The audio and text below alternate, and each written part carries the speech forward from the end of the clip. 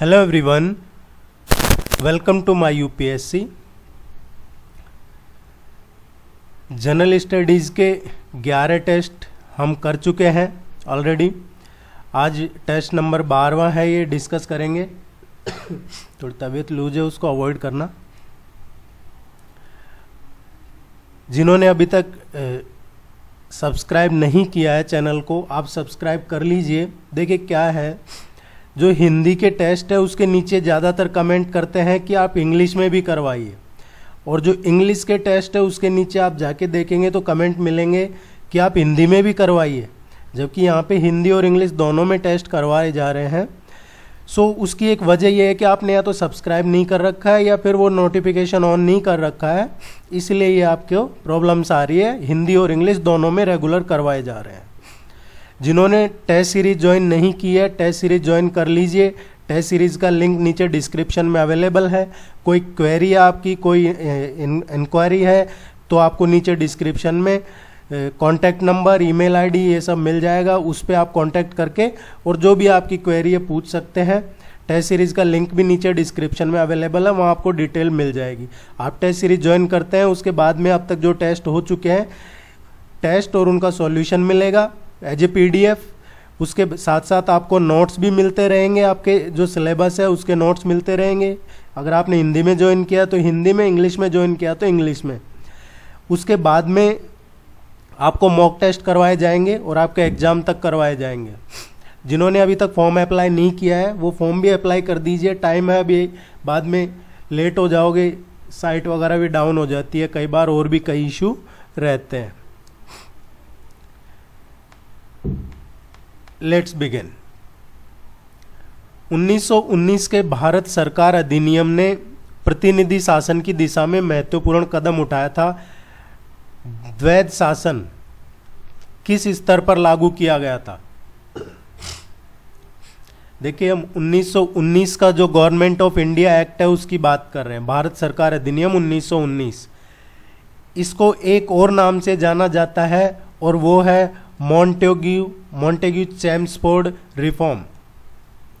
Montagu Chelmsford सुधार भी भारत सरकार अधिनियम 1919 का जो अधिनियम है उसको ही कहा जाता है। ये क्वेश्चन आपके एडवर्टाइजमेंट नंबर 50 में आया हुआ है कि जो भारत सरकार अधिनियम 1919 है उसको दूसरा और किस नाम से जाना जाता है।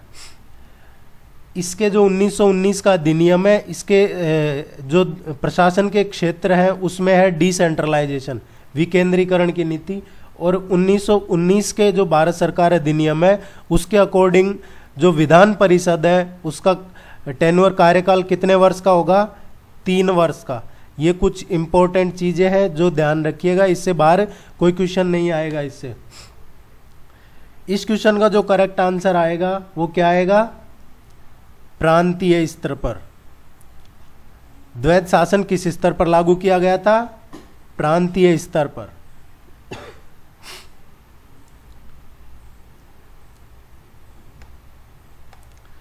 एशियाटिक सोसाइटी ऑफ बंगाल की स्थापना किसके द्वारा की गई थी? Asiatic society of Bengal. देखिए, पहले तो ये एशियाटिक सोसाइटी की स्थापना हुई थी, बाद में इसी को एशियाटिक सोसाइटी ऑफ बंगाल हुआ है। यही ये जब कोलकाता में एशियाटिक सोसाइटी की स्थापना हुई थी, इसकी स्थापना बंगाल में कोलकाता में हुई थी। इसकी जब स्थापना हुई थी तो उस टाइम पे जो गवर्नर जनरल है वो कौन थे? लॉर्ड वेल्सली थे। लॉर्ड वेल्सली गवर्नर जनरल थे, ये ध्यान रखना आपको इम्पोर्टेंट है। एशियाटिक सोसाइटी ऑफ बंगाल है, ये पूरे एशिया महाद्वीप में सबसे पुराना केंद्र है ज्ञान और अनुसंधान का, नॉलेज और रिसर्च का सबसे पुराना केंद्र है। और इसकी स्थापना कब हुई थी? इसकी स्थापना 1784 में इसकी स्थापना हुई थी। एग्जाम पॉइंट ऑफ व्यू से देखेंगे आप तो 15 जनवरी 1784 को इसकी स्थापना हुई थी।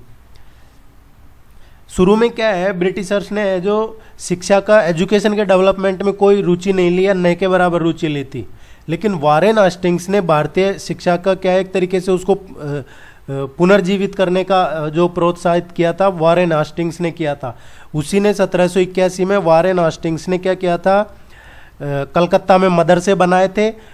और उसी के बाद ये जो 1784 है, इसी में ही एशियाटिक सोसाइटी ऑफ बंगाल की स्थापना हुई थी, ताकि यहाँ पे जो एंशियंट हिस्ट्री है या जो एंशियंट आर्ट कल्चर है, साइंस है, लिटरेचर है, इसका अध्ययन किया जा सके। और इसी में आगे चल के 1791 में बनारस का जो ब्रिटिश रेजिडेंट थे जोनाथन डंकन, उन्होंने बनारस में प्रथम संस्कृत कॉलेज खोला था। ये ध्यान रखिएगा। 1781 में कलकत्ता मदरसा, 1784 में एशियाटिक सोसाइटी ऑफ बंगाल और 1791 में ये बनारस में संस्कृत कॉलेज जोनाथन डंकन ने। इस क्वेश्चन का जो करेक्ट आंसर आएगा, इसकी स्थापना किसने की थी एशियाटिक सोसाइटी की? 1784 में सर विलियम जॉन्स ने की थी। ए इस क्वेश्चन का करेक्ट आंसर है।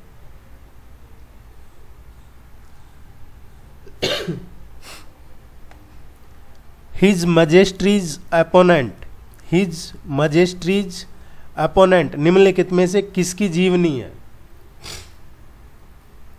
ये बुक लिखी गई है सुगाता बोस ने। सुगाता बोस ने ये बुक लिखी है, his majesty's opponent, Subhas Chandra Bose and India's struggle against empire. इस बुक का पूरा नाम यही है, his majesty's opponent, Subhas Chandra Bose and India's struggle against empire. ये सुभाष चंद्र बोस की जीवनी है जो सुगाता बोस ने लिखी है। SC बोस, सुभाष चंद्र बोस, इसका सही आंसर होगा। एक क्वेश्चन पूछा जाता है ऐसा आपके एग्जाम में, निम्नलिखित में से कौन सी जम्मू और कश्मीर की एक जनजाति नहीं है? देखिए नहीं है पूछा है, जम्मू कश्मीर की जनजाति नहीं है इनमें से। जो बकरवाल है ये जम्मू कश्मीर की है, बाल्टी है, गुर्जर्स भी है वहाँ पे। पंगवाला जो जनजाति है, पंगवाला ट्राइब, ये जनजाति कहाँ की है? ये है पंगवाला हिमाचल प्रदेश की। ये इंपॉर्टेंट है, ध्यान रखिएगा। अभी वहाँ पे परिसीमन हुआ है और इलेक्शन भी आने वाले टाइम में होंगे, तो ये इस तरीके का आपके एग्जाम तक क्वेश्चन बन जाएगा एक। क्योंकि बाकी जगह आप देखेंगे कहीं रिलीजियस, कहीं कास्ट, तो वहाँ पे ट्राइब्स काफ़ी मैटर करती है इलेक्शन पॉइंट ऑफ व्यू से भी और डेवलपमेंट के पर्पज से भी। अब हम बात करते हैं कि भारत में जो आदिवासी समुदाय है उनको मान्यता कॉन्स्टिट्यूशन में कहाँ दी गई है। ये जो ट्राइबल्स है, जनजाति है, इनको संविधान में मान्यता कहाँ दी गई है? ये है शेड्यूल 5 अनुसूची 5। ये ध्यान रखिएगा, 5th शेड्यूल में भारत में जो आदिवासी समुदाय है उसको मान्यता दी गई है। निम्नलिखित में से कौन सा युग्म सही सुमेलित नहीं है? इनकरेक्ट है, मैच नहीं कर रहा सही से, वो कौन सा है? देखते हैं। बुक्सा जो है टाइगर रिजर्व, ये बिहार में नहीं है। Buxa tiger reserve, Dampa tiger reserve या नेशनल पार्क, ये मिजोरम में है। नमेरी नेशनल पार्क आसाम में है। नेक्स्ट और देखते हैं कौन सा ऑप्शन है। ये नामदापा है, ये अरुणाचल प्रदेश में है, ये सही है। इसका जो आंसर आएगा सही सुमेलित बुक्सा, ये बिहार। ये जो बक्सा टाइगर रिजर्व है ये कहाँ पे है? ये वेस्ट बंगाल में है, पश्चिम बंगाल में जो जलपाईगुड़ी डिस्ट्रिक्ट है, जलपाईगुड़ी जिले का जो अलीपुरद्वार उपमंडल है उसमें है ये। और इसको बुक्सा टाइगर रिजर्व जो पश्चिम बंगाल में है 1983 में, इसको भारत का 15th टाइगर रिजर्व के रूप में घोषित किया गया था। और 1992 में इसको नेशनल पार्क डिक्लेयर किया था। इसकी जो बक्सा टाइगर रिजर्व है, इसकी जो नॉर्थ बाउंड्री है ये किससे लगती है? बक्सा टाइगर की नॉर्थ बाउंड्री, इंटरनेशनल बाउंड्री लगती है इसकी भूटान के साथ।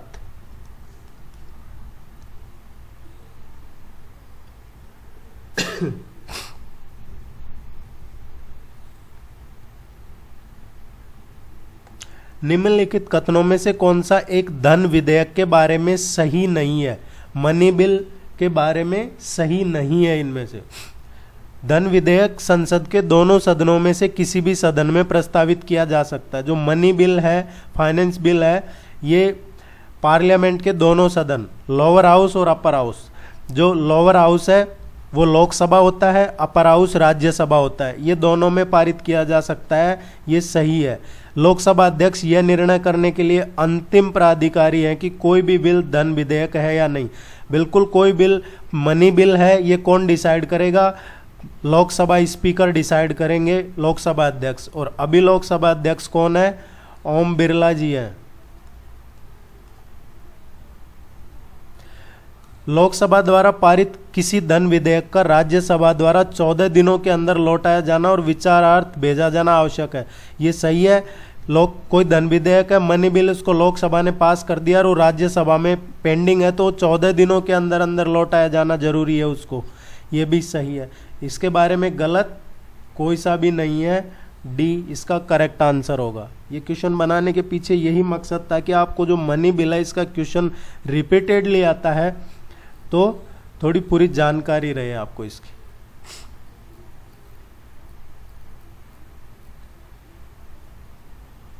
निम्नलिखित प्रसिद्ध स्थानीय सरकार की नीतियों से जुड़े हैं। The following are associated with well known, ये local government policies, local self government, आपने पंचायती राज का सुना होगा, लोकल गवर्नमेंट पॉलिसीज, उसका क्वेश्चन है ये। क्वेश्चन में क्या पूछा जा रहा है वो देख लेते हैं। क्वेश्चन पूछ रहा है जो ऊपर दिए उनका क्रोनोलॉजिकल, सही क्रोनोलॉजिकल क्रम कौन सा होगा? इट मीन्स कि इनमें से पहले लोकल सेल्फ गवर्नमेंट पे पॉलिसी किसने बनाई है, किस कमेटी की, या इनसे जो पर्सन है इनसे एसोसिएटेड पहले किसका टाइम रहा है, ये है। देखिए ये क्वेश्चन बहुत इंपॉर्टेंट है। 100% एक क्वेश्चन आता है आपके एग्जाम में, डायरेक्ट इनडायरेक्ट, तो आपको ध्यान रखना होगा लोकल सेल्फ गवर्नमेंट, पंचायती राज से। ये एक तो जो स्थानीय स्वशासन है ये किसका सब्जेक्ट है? स्टेट का सब्जेक्ट है, स्टेट राज्य सूची का विषय है ये। दूसरा इसमें एक इम्पॉर्टेंट है आर्टिकल 40। आर्टिकल 40 क्या कहता है? ये गांधीवादी प्रिंसिपल है, ये ग्राम पंचायतों का गठन है आर्टिकल 40 में। एक है आर्टिकल 243A, ये डायरेक्ट क्वेश्चन पूछे जा सकते हैं आपके एग्जाम में। आर्टिकल 40 ग्राम पंचायतों का गठन, आर्टिकल 243A ये है ग्राम सभा का गठन। ये दो आर्टिकल इंपॉर्टेंट है, ध्यान रखिएगा। अब बात करते हैं हम कि इनमें से कौन पहले क्रोनोलॉजिकली आया है। बलवंत राय मेहता समिति है, इसका गठन किया गया था 1957 में। लॉर्ड रिपन को भारत में क्या कहा जाता है? लॉर्ड रिपन को father of local self government, स्थानीय स्वशासन के जनक के रूप में जाना जाता है लॉर्ड रिपन को। लॉर्ड रिपन का टाइम कब रहा है? ये रहे हैं 1882-84। इसके बाद जो लॉर्ड मेयो है, लॉर्ड मेयो इन्होंने ही जो अभी लोकल सेल्फ गवर्नमेंट में पंचायत वगैरह में इसमें जो फाइनेंशियल डिसेंट्रलाइजेशन है या जो बजट वगैरह है उसका जो पूरा क्रेडिट जाता है 1870 में। ये मेयो का ही प्रस्ताव था कि इसमें फाइनेंशियल मैनेजमेंट क्या होगा। तो ये एक क्रम रहा है। बलवंत राय मेहता समिति है, इसने बताया था त्रिस्तरीय जो पंचायती राज स्तर है, ग्राम स्तर, खंड स्तर, जिला स्तर। ग्राम स्तर पे क्या होगा? ग्राम पंचायत होगी, खंड स्तर पे पंचायत समिति होगी, जिला स्तर पे जिला परिषद होगी। ये त्रिस्तरीय, ये क्वेश्चन पूछा जाता है आपके एग्जाम में। त्रिस्तरीय पंचायती राज व्यवस्था किस कमेटी की सिफारिश पे बनाई गई है? वो है बलवंत राय मेहता समिति, और ये 1956 से और 57 में ये कमेटी बनी है। ये क्लियर हो गया। इसी के बाद में पंडित नेहरू ने कमेटी बनाई थी और उसी के बाद में आपने देखा होगा पंचायती राज का गठन हुआ 2 अक्टूबर 1959 को। और सबसे पहले ये भी क्वेश्चन पूछा जाता है एग्जाम में, सबसे पहले नागौर जिला राजस्थान में जो नागौर है वहां पे एक बगदरी गांव है, उसमें उद्घाटन किया गया था पहली पंचायत का। और दूसरे कहाँ किया था, आंध्र प्रदेश में। 2 अक्टूबर को राजस्थान के नागौर जिले में, और दूसरे नंबर पे आंध्र प्रदेश में किया था 11 अक्टूबर को। दूसरी कमेटी अशोक मेहता कमेटी की बात करते हैं। ये 1977 में बनाई थी अशोक मेहता कमेटी, जो प्रधानमंत्री थे मोरारजी देसाई, उन्होंने बनाई थी। इस कमेटी ने भी द्विस्तरीय पंचायती राज की व्यवस्था की थी। बलवंत राय मेहता ने त्रिस्तरीय, अशोक मेहता कमेटी ने, जो प्रधानमंत्री मोरारजी देसाई ने बनाई थी, इसने द्विस्तरीय, 2 स्तर पे ही व्यवस्था की रिकमेंडेशन की थी, सिफारिश। एक तो ग्राम स्तर पे मंडल पंचायत और जिला स्तर पे पंचायत, जिला स्तर पे जिला परिषद। इसने जो पंचायत समिति का जिक्र नहीं किया था। इसके बाद में एक और कमेटी बनी है, ये जो लोकल सेल्फ गवर्नमेंट है उसको लेके एक और कमेटी बनी है, वो बनी थी लक्ष्मीमल सिंघवी कमेटी। लक्ष्मीमल सिंघवी कमेटी 86 से 87 में बनी थी। लक्ष्मीमल सिंघवी समिति ने कहा था कि पंचायतों को संवैधानिक दर्जा प्राप्त किया जाए। और इसके बाद जो लास्ट कमेटी बनी थी 1988 टू 89 में, वो कमेटी बनी थी पीके युंगन कमेटी, पीके थुंगन कमेटी बनी थी एक्चुअली वो। उसने भी पंचायतों को संवैधानिक दर्जे का रिकमेंड किया था। अब आपको लग गया होगा कि इनका क्रोनोलॉजिकल ऑर्डर क्या रहेगा।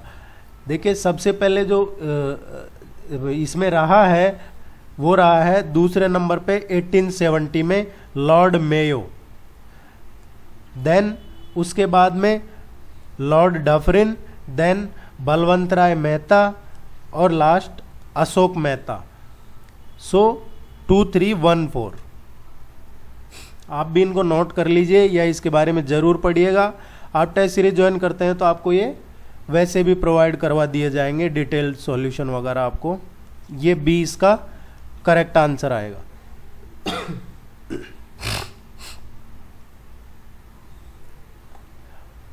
भारत निम्नलिखित में से किस अंतर्राष्ट्रीय संगठन का सदस्य नहीं है? किस इंटरनेशनल ऑर्गेनाइजेशन का मेंबर नहीं है इंडिया? ये दे रखे हैं जिनमें से, ये इस तरीके के भी आजकल क्वेश्चन पूछे जाने लगे हैं एग्जाम में। देखिए, G15 क्या है? ग्रुप ऑफ 15 है। G7 group of 7, G20 group of G20 और G77 ये ग्रुप ऑफ 77। ये अब इनमें से भारत G7 का मेंबर नहीं है। G15 का मेंबर है भारत, G15 है, इसकी स्थापना हुई थी 1989 में, और G15 का हेडक्वार्टर कहाँ पे है? जिनेवा, स्विट्जरलैंड में। G7 है, इसकी स्थापना 1975 में हुई थी, इसका कोई हेडक्वार्टर नहीं है। G20 है, G20 की स्थापना हुई है, ये मैक्सिको में हुई है और ये हुई थी 1999 में। G77 है, ये इसकी स्थापना 1964 में हुई थी, कहाँ पे? न्यूयॉर्क में। ये ध्यान रखिएगा, पूछा जा सकता है। आज थोड़ी तबीयत ठीक नहीं है।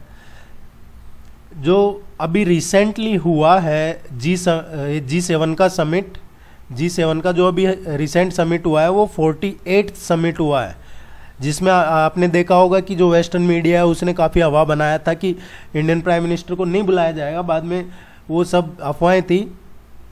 ये जो मीटिंग हुई थी ये जर्मनी में हुई है। 48वां G7 का समिट हुआ है जर्मनी में, अभी रिसेंटली जून 2022 में ही हुआ है। और जो नेक्स्ट होने वाला है 49th, ये क्वेश्चन आपके लिए इंपॉर्टेंट है, दोनों 48 और 49 ध्यान में रखिएगा। जो 48th G7 समिट होगी 2023 में, ये कहाँ पे होगी? टोक्यो, जापान में। टोक्यो में होगी, जापान में।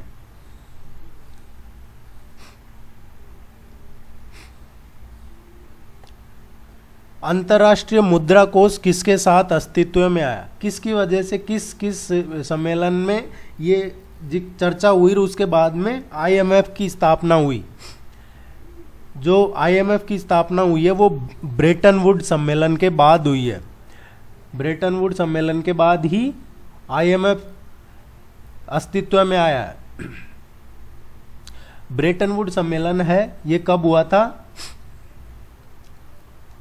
ये हुआ है वाशिंगटन में हुआ था, ये omni mount Washington Brayton would में, और ये 1944 से, और 1944 सो ये इधर जुलाई 1 जुलाई 1944 से 22 जुलाई 1944 तक हुआ था ये सम्मेलन।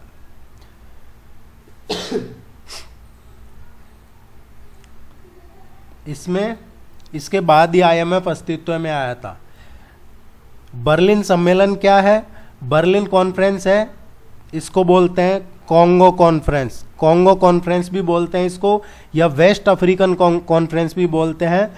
और इसमें क्या है, जो यूरोपियन कॉलोनाइजेशन है उसमें ट्रेड क्या रहेगा अफ्रीका में उस टाइम पे, वो उसमें इसमें जिक्र है उसका, इसको ध्यान में रखिएगा। इसको कॉन्गो सम्मेलन भी बोलते हैं।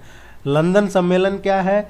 यूनान में एक स्थायी सरकार की स्थापना के लिए बुलाया गया था, ये 1832 में। देखिए सभी इंपॉर्टेंट है इसलिए मैं इतना डिटेल में बता रहा हूँ। 1832 में ये लंदन सम्मेलन हुआ था। यूनान में जो स्थायी सरकार की स्थापना के लिए बुलाया गया था ये सम्मेलन, और इसमें 3 बड़ी महाशक्तियां ब्रिटेन, फ्रांस, रूस ने मध्य इस पे आम सहमति बन गई थी कि वहाँ का जो राजकुमार है उसका राज्य स्थापित किया गया था।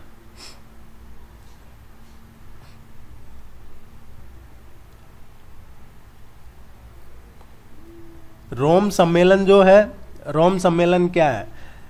आपने सुना होगा कॉपीराइट। कॉपीराइट से संबंधित जो भी अधिकार है उनकी रक्षा के लिए इंटरनेशनल ट्रेटी है, ये रोम सम्मेलन है, और ये 1961 में हुआ था। जो अंतर्राष्ट्रीय परिप्रेक्ष्य जो बौद्धिक संपदा अधिकार है, इंटेलेक्चुअल प्रॉपर्टी राइट्स, वो रोम सम्मेलन में ही हुआ था।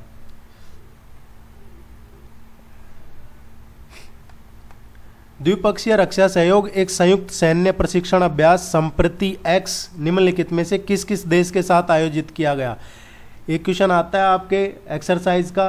अब ये जो एक्सरसाइज है संप्रति एक्स, ये एक्सरसाइज है भारत और बांग्लादेश के बीच में, जॉइंट मिलिट्री एक्सरसाइज हुई है ये।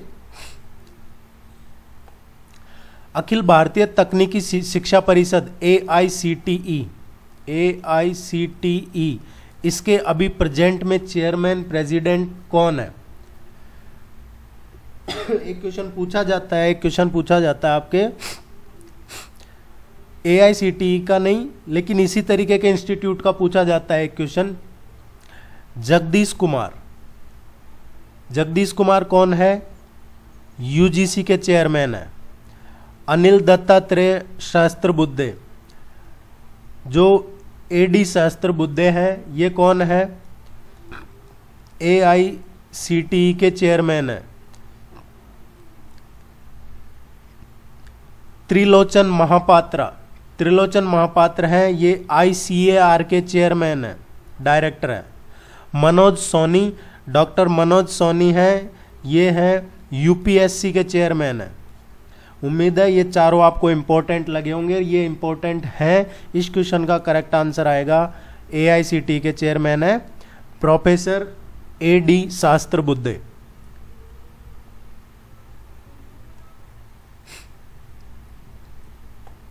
निम्नलिखित में से कौन गलत सुमेलित है? इनकरेक्ट कौन सा है इसमें से, वो देखना है हमें। Incorrect Indian agriculture research institute, भारतीय कृषि अनुसंधान संस्थान नई दिल्ली में है इसका हेडक्वार्टर, ये सही है।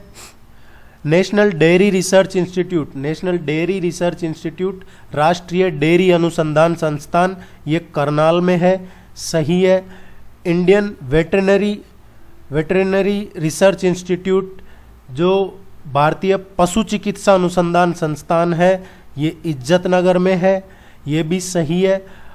Central institute on fisheries education, मत्स्य पालन शिक्षा पे ये केंद्रीय संस्थान, ये कहाँ पे है? ये गोवा में नहीं है, इट इज इन मुंबई।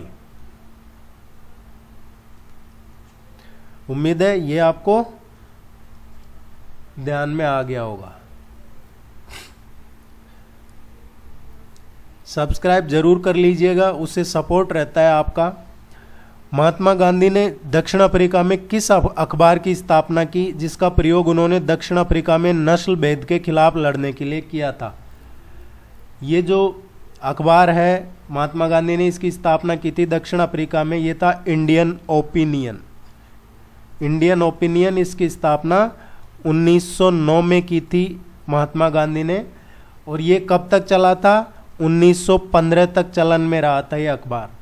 इसके माध्यम से गांधी जी है जो वहाँ के जो अश्वेत लोग हैं उनके साथ जो नस्लीय भेदभाव या उनके जो सिटीजन राइट्स हैं, फंडामेंटल राइट्स हैं, उनके मुद्दों पे इसमें विचार अपने लिखते थे। सी इसका सही आंसर है।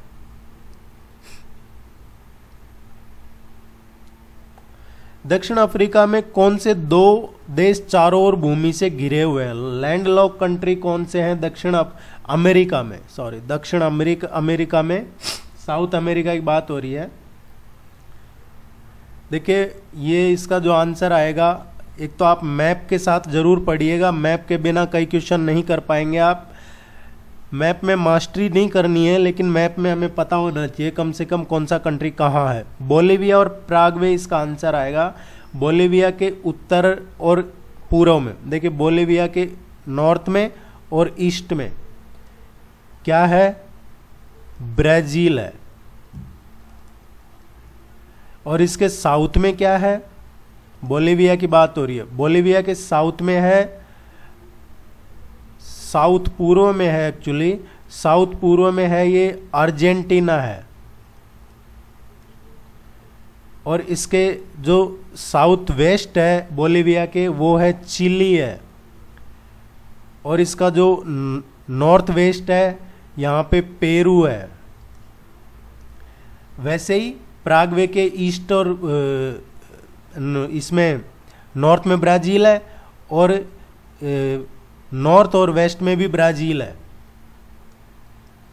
छोटा है प्रागवे। ए इसका करेक्ट आंसर आएगा। आप इसको मैप में जरूर देखिएगा। जो ज्यादा चर्चा में रहता है वो पूछ लिया जाता है क्वेश्चन बना के ऐसा। निम्नलिखित में से किस फसल को भारत में वाणिज्यिक खेती के लिए अनुमोदित किया गया? कमर्शियल क्रॉप के लिए। देखिए इसका जो आंसर आएगा वो है बीटी कपास। बीटी कपास एकमात्र आनुवंशिक रूप से संशोधित फसल है। ये आपको ध्यान में रखना है, एकमात्र जेनेटिकली मॉडिफाइड फसल ये है बीटी कपास, जिसको वाणिज्यिक खेती के लिए अनुमोदित किया गया है।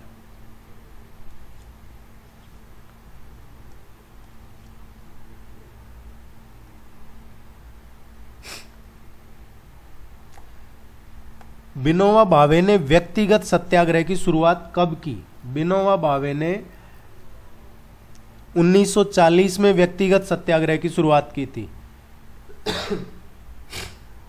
देखिए जो अगस्त प्रस्ताव आया था उसके बाद कांग्रेस की क्या भविष्य की नीति होगी वो स्पष्ट नहीं थी। और इसी टाइम पे क्या है, कुछ वामपंथी विचारधारा के लोगों का भी एक बड़े स्तर पे सविनय अवज्ञा आंदोलन शुरू करने का प्लान चल रहा था। लेकिन गांधी जी ने क्या किया कि सविनय अवज्ञा आंदोलन के बजाय पहले इन्होंने, गांधी जी ने बल दिया व्यक्तिगत सत्याग्रह पे। और इस व्यक्तिगत सत्याग्रह का लक्ष्य क्या था? अभिव्यक्ति की स्वतंत्रता था इसका लक्ष्य था जो। और इसकी शुरुआत की थी विनोबा भावे ने 1940 में।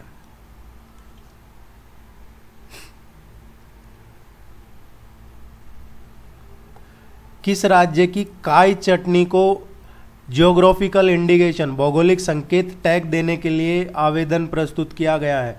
एक कई बार पूछा जाता है GI tag, geographical indication tag का क्वेश्चन। जीआई टैग अभी ये काई चटनी के लिए आवेदन दिया है, ये कहाँ की है? काई चटनी है ये ओडिशा की है। ये ध्यान में रखना आपको। सबसे पहले भारत में जीआई टैग प्राप्त करने वाला पहला भारतीय उत्पाद कौन सा है? ये है दार्जिलिंग टी। दार्जिलिंग की चाय, दार्जिलिंग टी, इसको 2004 में पहली बार जीआई टैग मिला था। ये पहला है भारतीय जीआई टैग उत्पाद। वर्धा नदी जिसका हाल ही में समाचारों में उल्लेख किया गया था, किस नदी की सहायक नदी है? वर्धा रिवर जो अभी रिसेंटली चर्चा में है, ये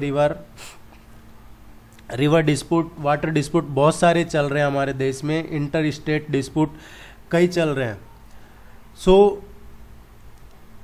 अभी एक्चुअली क्या है, कर्नाटक की जो स्टेट गवर्नमेंट है उसने बेदती और वर्धा नदी को जोड़ने के लिए एक परियोजना शुरू की है, उस पर विचार चल रहा है। तो इसको लेके काफ़ी आलोचना कर रहे हैं लोग, और सबसे ज़्यादा आलोचना वो कर रहे हैं जिनको पर्यावरण की चिंता है, जो पर्यावरणविद है वो आलोचना कर रहे हैं, और फिर उसके बाद स्थानीय लोग भी कर रहे हैं। ये वर्धा रिवर काफ़ी चर्चा में है। ये किस रिवर की सहायक नदी है? वर्धा है, ये तुंगभद्रा रिवर की ट्रिब्यूटरी है। Wardha is a tributary of Tungabhadra river. Bank board bureau, इसका आपने सुना होगा काफ़ी नाम, बैंक बोर्ड ब्यूरो, इसको बदलने के लिए किस नए निकाय को मंजूरी दी है? अब बैंक बोर्ड ब्यूरो को बदल दिया है, ये नहीं रहेगा, अब इसकी जगह दूसरा आ गया है। और उसकी वजह यह है कि जो वरिष्ठ प्रबंधन स्तर के पद हैं, जो सीनियर मैनेजर लेवल की पोस्टें हैं, उनका अपॉइंटमेंट का काम बैंक बोर्ड ब्यूरो नहीं कर सकता। और ये किसने कहा है? ये कहा है हाई कोर्ट ने, दिल्ली हाई कोर्ट ने कहा है कि ये नहीं कर सकते। तो गवर्नमेंट ने अब क्या किया है, बैंक बोर्ड ब्यूरो की जगह ये बनाया है FSIB, financial services institutions bank bureau, ये बनाया है, वित्तीय सेवा संस्थान ब्यूरो बनाया है। ये इंपॉर्टेंट क्वेश्चन है, ध्यान में रखिएगा। बैंक बोर्ड ब्यूरो की जगह क्या आ गया अब? FSIB। और इसके चेयरमैन कौन है? अभी FSIB के जो चेयरमैन है ये कौन है? आप रेगुलर पढ़ रहे हैं तो आपको पता होगा, अदरवाइज आप टेस्ट सीरीज ज्वाइन कर लीजिए, अपडेट रहेंगे। इसके चेयरमैन है BP शर्मा, भानु प्रताप शर्मा, अभी फाइनेंशियल सर्विसेज इंस्टीट्यूशंस ब्यूरो के चेयरमैन हैं।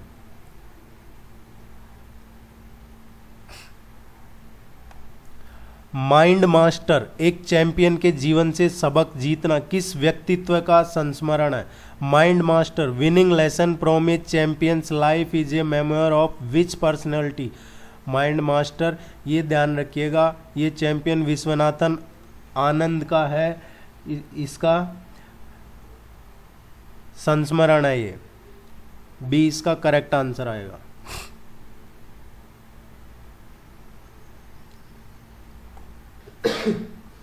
कंप्यूटर अपने डेटा को कहाँ जोड़ता और तुलना करता है? कंप्यूटर कहाँ पे अपने डेटा को ऐड करता है और कंपेयर करता है? कंप्यूटर अपने डेटा को ऐड और कंपेयर करता है CPU में।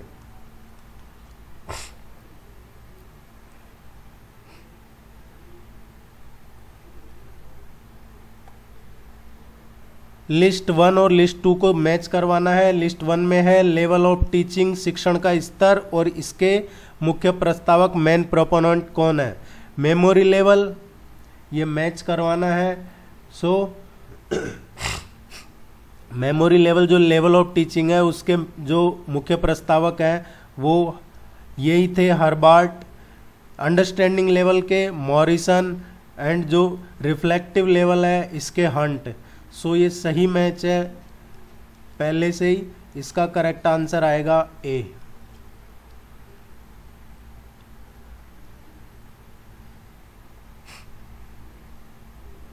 आप लाइक शेयर सब्सक्राइब जरूर कीजिएगा, उससे थोड़ा सा अच्छा लगता है। हाल ही में उद्घाटन की गई भारत की पहली स्वायत्त नेविगेशन सुविधा का नाम क्या है? India's first autonomous navigation facility. ये इम्पोर्टेंट क्वेश्चन है, पूछा जा सकता है एग्जाम में।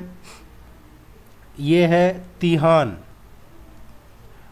और ये तिहान किसने लॉन्च किया है? ये तिहान लॉन्च किया है ministry of science and technology. ये भी क्वेश्चन ध्यान में रखना, अगर डायरेक्ट क्वेश्चन नहीं आता है कि भारत की पहली, देखिए ये पहली है स्वायत्त नेविगेशन सुविधा। इम्तिहान, अगर ये ऐसा नहीं पूछा जाता है तो कि किसने इसको बनाया है, तो ये है साइंस एंड टेक्नोलॉजी मिनिस्ट्री ने इसको लॉन्च किया है।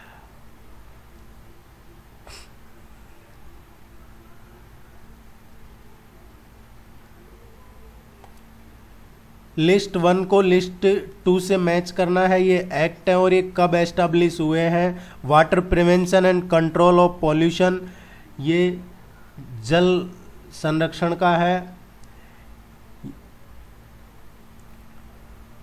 ये है 1974 का। जो वायु air prevention and control of pollution है ये 1981 का है। जो वाइल्ड लाइफ प्रोटेक्शन एक्ट है, वन्य जीव संरक्षण अधिनियम, वन्य जीव सुरक्षा संरक्षण अधिनियम है, ये 1972 का है। और ये पर्यावरण संरक्षण अधिनियम ये 1986 का है। ये चारों ही बहुत इंपॉर्टेंट है, आप इसको नोट कर लीजिएगा कहीं पे। ए इसका करेक्ट आंसर है।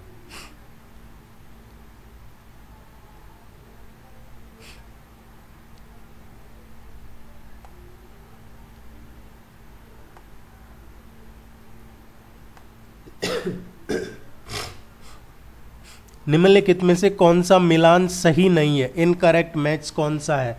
देखिए, पहले जब अमेरिकन प्रेसिडेंट का इलेक्शन हुआ था तो लोग अमेरिका की संसद में घुस गए थे, राष्ट्रपति भवन में घुस गए थे, वहाँ अटैक कर दिया था। और अभी आप देख रहे हैं श्रीलंका में ऐसा ही हो रहा है। थोड़े टाइम पहले ये आपको फ्रांस वगैरह में, इनमें कहीं एक जगह और देखने को मिला था। अभी भी रिसेंटली फ्रांस के जो प्रेसिडेंट जीते हैं उनके खिलाफ नो कॉन्फिडेंस मोशन लाया जा रहा है। पता नहीं वो कितना सही होगा या नहीं होगा, बाद में देखा। सो इस तरीके के क्वेश्चन पूछे जा सकते हैं एग्जाम में, इसलिए क्वेश्चन आपको करवा रहे हैं, बताने मकसद ये है। स्पेन की राष्ट्रीय विधायी सभा उसको क्या कहा जाता है? हमारे यहाँ क्या बोलते हैं? संसद, पार्लियामेंट। सो स्पेन में बोला जाता है कोर्टे, ये सही है।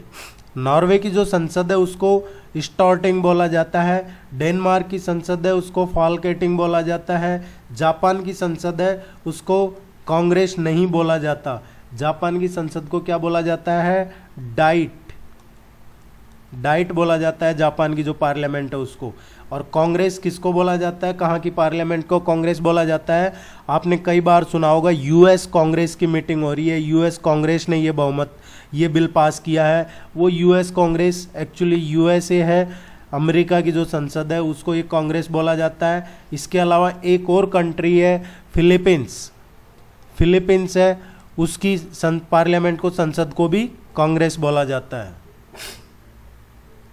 डी इसका करेक्ट आंसर आएगा। उत्तर प्रदेश राज्य के सर्वाधिक क्षेत्रफल पर पाई जाने वाली मिट्टी है। कौन सी मिट्टी उत्तर प्रदेश में सबसे ज्यादा पाई जाती है? सॉइल का क्वेश्चन आता है, और जब आता है तो ज़्यादातर उसको गलती करके आते हैं क्योंकि अच्छी प्रिपरेशन नहीं होती है तब। और प्रिपरेशन से नहीं, आपको रिवीजन मैटर करता है। आपने कितना पढ़ा है वो इम्पोर्टेंट नहीं है, आपको कितना याद है वो इम्पोर्टेंट है। और याद अभी से प्रिपरेशन शुरू कर दीजिए ताकि जब आपकी डेट एग्ज़ाम की अनाउंस हो, आप उस टाइम हम रिवीजन करने की पोजीशन में रहें। उत्तर प्रदेश में सबसे ज़्यादा क्षेत्रफल पे जो मिट्टी पाई जाती है वो है एलुवियल सॉइल, जलोढ़ मिट्टी।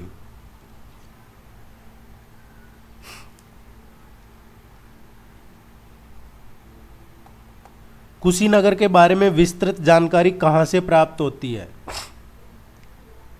देखिए, जो ये 12 टेस्ट हैं, जिन्होंने अभी तक पुराने टेस्ट नहीं देखे हैं वो चैनल पे क्लिक करके प्लेलिस्ट में जाके और देख सकते हैं, या फिर आप यूट्यूब पे भी जो सर्च बार है उसमें UPHESC और आगे स्पेस देके माई UPSC लिख देंगे तो भी आपको लेटेस्ट और पुराने सारे वीडियोज देखने को मिल जाएंगे। कुशीनगर के बारे में विस्तृत जानकारी कहाँ से प्राप्त होती है? कुशीनगर ये बहुत चर्चा में है अभी। अशोक के 8वें शिलालेख में इसका जिक्र है। जो चीनी यात्री थे फाहियान और हैंगसांग, उनकी जो यात्रा थी उसमें भी इसका जिक्र है।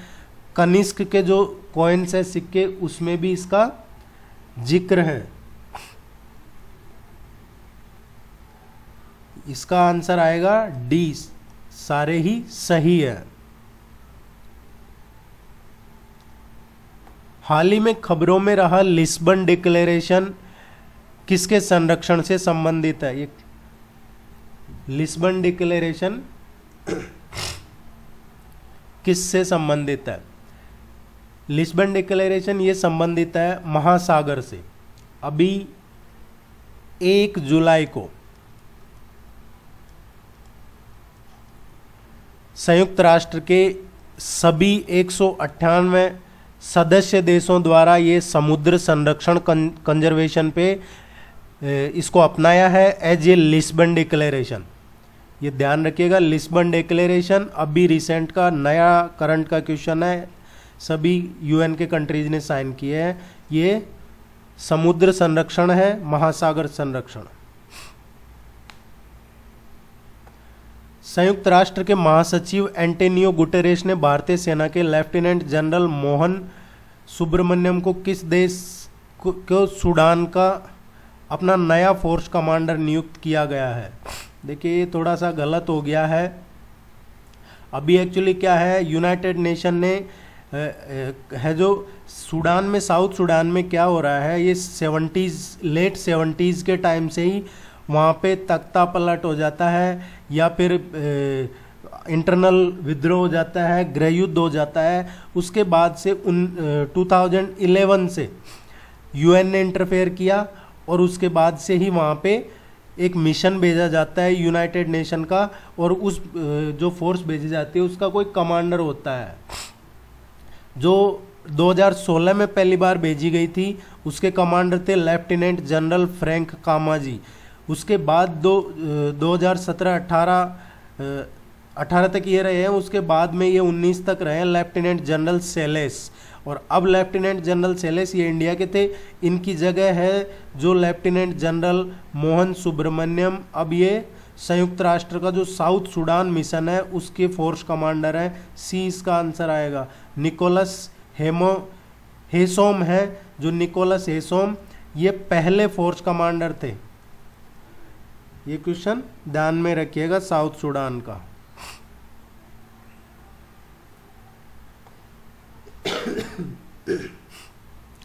निम्नलिखित देशों का अवलोकन कीजिए। Myanmar, Thailand, Cambodia, Indonesia. उपरोक्त किन किन देशों की समुद्री सीमा अंडमान व निकोबार द्वीप समूह से लगती है? अंडमान और निकोबार जो द्वीप समूह है उनसे किस किस कंट्री की बॉर्डर लगते हैं? देखिए म्यांमार है, म्यांमार का बॉर्डर अंडमान निकोबार से लगता है। अंडमान निकोबार है, इसकी जो टोटल एरिया है ये है 825 स्क्वायर किलोमीटर, ये ध्यान रखिएगा आपको। और इसकी जो समुद्री सीमा है म्यांमार, थाईलैंड और इंडोनेशिया से लगती है, कंबोडिया से नहीं लगती है। इसको जरूर आप मैप में देखिएगा। डी इसका करेक्ट आंसर है। आप चैनल को सब्सक्राइब कीजिए, लाइक शेयर जरूर कीजिएगा। टेस्ट सीरीज का लिंक नीचे अवेलेबल है। कोई भी क्वेरी हो तो कॉन्टैक्ट नंबर है, ईमेल आईडी, आप कभी भी पूछ सकते हैं, मैसेज छोड़ सकते हैं। All the very best, good luck. यही राइट टाइम है प्रिपरेशन करने का, शुरू करने का, बाद में डिले ना हो। Thank you very much.